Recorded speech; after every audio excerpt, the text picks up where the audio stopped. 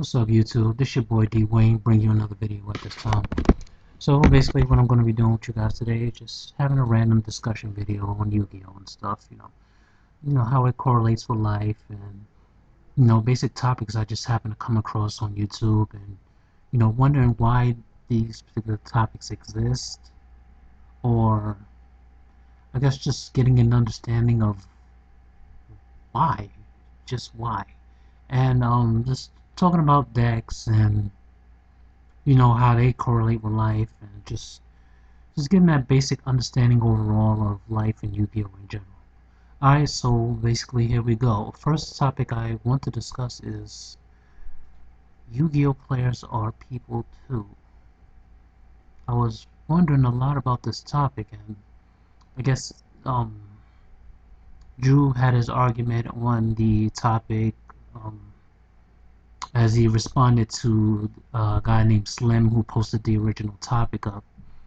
Wondering like, why does, I guess, stereotypes do exist in Yu-Gi-Oh? Being perfectly honest, I've yet to come across anything like that. Like, what was explained by them was that, if you only play Yu-Gi-Oh, you have no life, or, it's just stupid to me. I'm like, why? Regardless of what you do in your life, you play Yu-Gi-Oh, okay, so what? If Yu-Gi-Oh is your life, Yu-Gi-Oh is your life. Whatever, no one has the right to judge you on the things that you do in life. So basically, if you play Yu-Gi-Oh, or you do security like I do, or you like to learn different languages like I do as well, I'm learning to speak Japanese, whatever, you can drive a truck, or you could look out the window for a living, or you could do Yu-Gi tubing for a living and make money off it. I'm like, okay, whatever it is you want to do in life is what you want to do in life. You can dedicate yourself to having no life. No life actually is a life because you're actually dedicating yourself to doing something. So I didn't really understand that topic, but I guess since they bring it up, I guess it does exist. I guess I kind of don't see the point of why you would stereotype a card game. It's just a card game. Everyone has fun playing the card game. Some people use it to make money. Some people are casual about it. Some people are competitive about it. Everyone has their preference on what they want to do as far as the game is concerned. So I think about it, and I don't see the point. Alright, so anyway, that's my thoughts on that. You guys let me know what you think about that as well. Anyway, next topic I want to discuss is focus on one deck or many decks. Now, as far as that discussion is concerned, it's all a matter of preference, obviously. As far as in real life, focusing on many decks, I think that's kind of bad because it's spending money that otherwise could be spent on other things. Unless you are playing competitively and you're making money off of it, so obviously you have to spend money to make money, of course. I could understand that, but if you're just playing and spending money all willy-nilly, like, I don't see what's the point of that.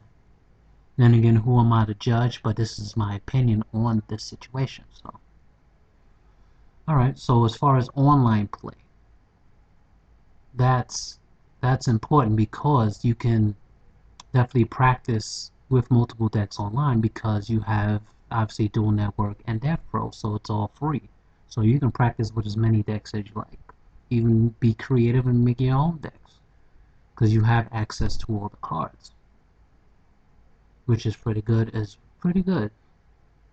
Makes it easier for you in real life if you want to play with the deck you've been practicing online with. Then you can, go out and spend the money to make the deck that you've been practicing online with for competitive play, casual play with your friends, or whatever the case may be. So that's basically my thoughts on that. Alright, so let's I also want to talk about the three big decks that are, slated to come out and do this alliance. Obviously the Cosmic Dragons, Shadows, and Satella Knights. Now, there's more hype obviously surrounding the Shadows and the Satella Knights. But obviously, in my humble opinion, I would go with the Cosmic Dragons, of course, because obviously Shaddolls and Satellanites are very linear in strategy, and I don't know, I like fun decks that require skill to play. Hence why synchro decks have always been pretty good decks. Like you have your quick draw decks, of course, which, oh my god, spam the Dickens to some of your Quasars and a whole bunch of synchros, and it's a crazy deck overall. And you have Sylvans as well, which revolve a lot of strategy as well. You definitely have to think your moves at least 2 to 3 moves ahead in order to get your desired results. Even if you get stopped mid-play, you gotta have something to, you know, compensate for the move that was disrupted. So that's probably why I like those decks better. Because the linear strategy, you're summoning or you're discarding or you're just fusing in the case of Shaddolls, and you're just summoning monsters in the case of Satellanites to go into your big XZ play. And I don't know, it's just pretty boring to me. There's no point. It's no fun to it, man. You're just doing one thing and you're getting your result, and then that's it. Like, where's the fun in just doing that and then getting that, and then that's it? Me, I'm like, you do this, this, this, this, you get this, you do this, this, this, and this, and you get this. I like the as doing multiple plays and stuff in order to get your desired result and stuff. That's my play style. Most people will like the easy route. Me, I'm not. I think it's boring. But anyway, yeah. As far as the Cosmic Dragons, in my case, you guys already know I love them. I do.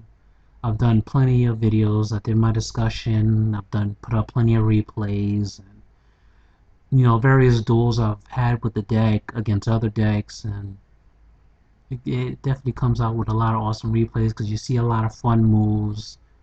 It varies. I'm not always doing the same moves all the time. You don't see the same monsters constantly on the field, even though they spam themselves. But you're seeing multiple monsters on the field. You're seeing synchroing on my turn. You're seeing synchroing on your opponent's turn. You see Jiaotu's effect to discard and special summon, and then you get your first turn synchro. It's just a lot of fun things you can do with the deck. That's why I love it so much. It's definitely an awesome deck. And when Duelist Alliance comes out, I will be getting him. Most definitely. I won't touch the Shaddolls or the Satellanites because I'm not interested in them. That's why you see in my vids I maybe have one of Shaddolls and one of Satellanites. So I'm like, okay, that's fine. Just to play them, to try them out for a bit, just to see how fun or not fun they were, and they were okay, but it just wasn't my playstyle. So, alright, so that's basically that as far as the big three decks. You also have in next challenges you have the what's this name? Quill Pops, the Quill Pops. Yeah, those are basically pendulum monsters that revolve. Pendulum monsters, they summon each other, and they have various effects when they're attributed to summon each other. You have one that destroys spells or traps, bounces a monster, special summons other Quillpots from the deck, and there's one that attacks twice, and it just basically revolves around swarming the field and just attacking for game, basically. Pretty simple enough deck, if you get that OTK in, of course, of course, of course, of course. Um, Also, you have a couple of other, um, was it Phantasm Dragons that came out in next challengers as well. I don't think they're actually really good. Personally, honestly, I've seen them. I don't actually remember their effects or anything, but when I read them, they didn't seem all that good to me. So I guess to me it may be sort of a bad start for the type, but they may have more in the future, of course, even though that pack list is complete. We'll just see how the type shapes out to be. But Cosmic Dragons, that was their beautiful opening for the Phantasm Dragons, and these three monsters that I've seen, they didn't seem all that good to me. So maybe as the type begins to shape out, you begin to see the strategy and how the deck actually works, the type, actually works, then maybe we'll see how, how good the type really is. Because, beginning with Psychics, of course, with Dual Genesis came out, you had to sort of, look at the deck how it was in the beginning, and then future cards that came out, then you would basically rate your deck or go with the deck from what you see in the future and stuff. So it's only the beginning. The type is still fairly new. So me, I keep an open mind when it comes to new decks or new types, just to see how they're going to shape out to be. Alright, so that is basically that. I just wanted to get my thoughts out there. It's very interesting. My very, I don't know, first speaking video, like, on random things. I usually talk about things in particular, like maybe some cards that came out, or maybe a deck, or that's basically it. Really, that me doing topic videos, I don't do very often. So I guess this gives me a chance to more or less speak out and more or less articulate myself and focus on a particular thing, and it's very interesting for me.